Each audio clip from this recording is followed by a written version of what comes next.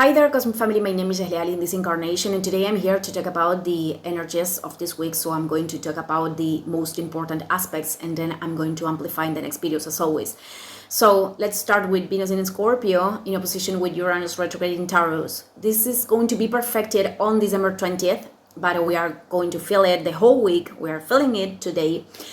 So this aspect is showing us a desire of innovation and change in order to experiment more freedom and authenticity. So because it is an opposition and an attention, this desire could emerge from the inside, but also could be unconsciously projected on the outside in a very, very unexpected way, and related with the topics that are linked with Venus, which are self-love, relationships, and resources.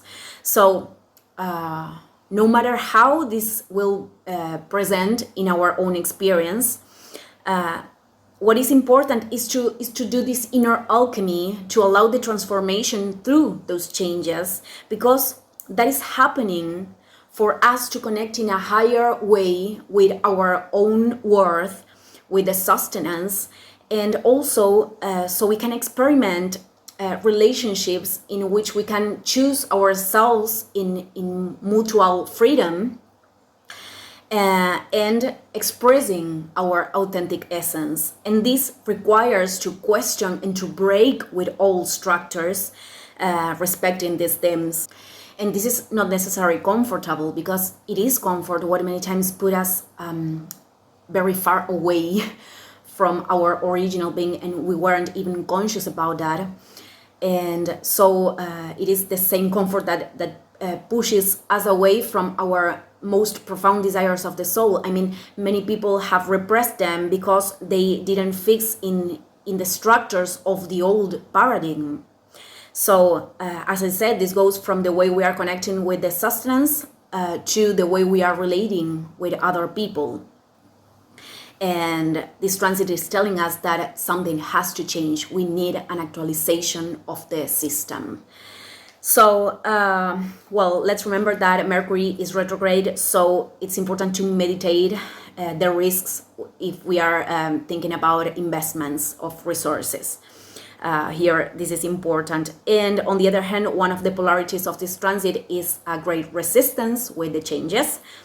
Or on the other hand, this childish rebellion, for to say it in some way, because the desire of the disconnected ego many times is doing what it wants, and the desire of the soul is to descend the unique and original frequency to this plane, because Uranus is in Taurus, in order to feel this freedom from the inside. So I'm going to continue with the Capricorn solstice. Here in the South Hemisphere, we are going to experiment the summer solstice, and in the North Hemisphere is going to be winter.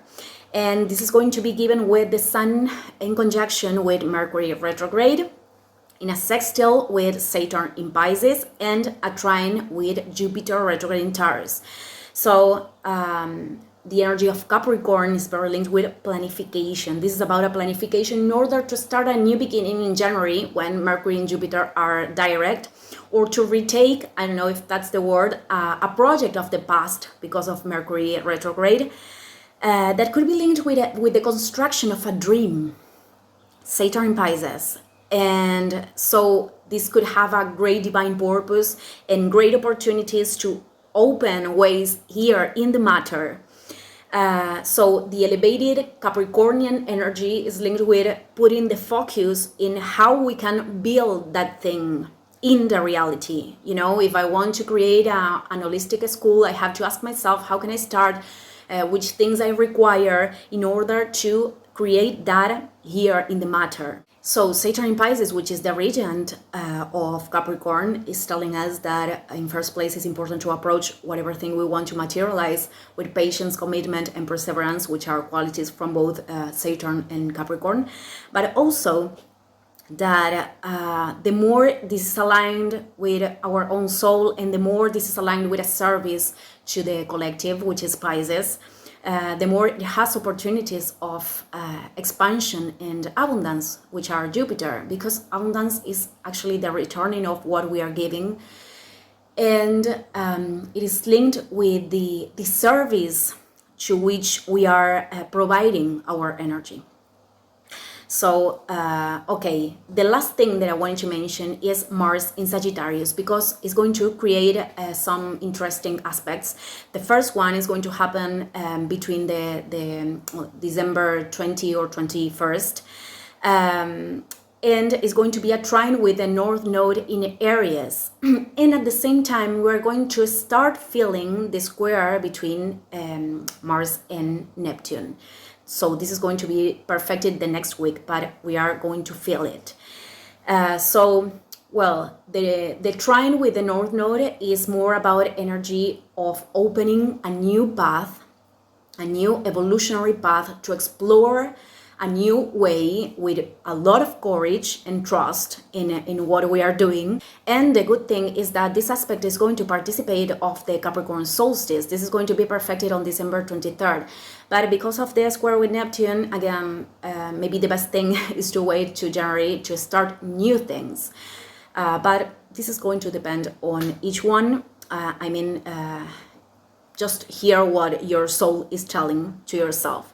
So, well, the square with Neptune here, on one hand, it's important to recognize our anger, because there could be a tendency to deny it, and we could explode and project it in not the best ways. So let's remember that anger is showing us where we have to put ourselves or to put a healthy boundary. This emotion is showing us protection of the territory. So the square with Neptune could show us where in which area we are giving limitless energy. So we are draining ourselves, and that's why we are feeling angry. On the other hand, it's important to not take personal others' projections, because this could be given through confusion or misunderstandings, which are Neptunian aspects. And the most important thing is about recognizing that anger is also sadness, is the other face of the coin. So this is more about accepting and liberate, and in some cases to find out what is activating that emotion. So, okay, the other polarity is about taking action, doing, unnecessary renunciations. This is not about a sacrifice, which is a sacred office. And everything that we are doing sacred is because we are doing it with love. And this polarity is about assuming the savior role, and well, this could have these consequences later. Anger could be one of them. Or the other polarity is more linked with an identification with the victim role, so we are waiting to be saved. And this is not about we don't have to receive help, but this is about understanding that we are the ones that we have to face our own processes. So the main focus here is to practicing honesty with ourselves as much as we can, because self-deceiving could be projected on the outside on disillusionment. And I think the balance of this transit is to take action, hearing this inner guidance, the guidance of the soul, and with a transcendental purpose that is linked with a spiritual purpose, because this is Neptune, that can also collaborate with the collective.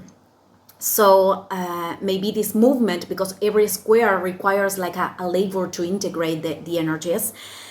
So in order to do this movement, maybe we have to do a labor to trust in ourselves and to trust in the path, and to connect with forgiveness and to open ourselves to love. So I just wanted to leave this message today. Thank you everyone, and see you in the next video. Ciao, ciao.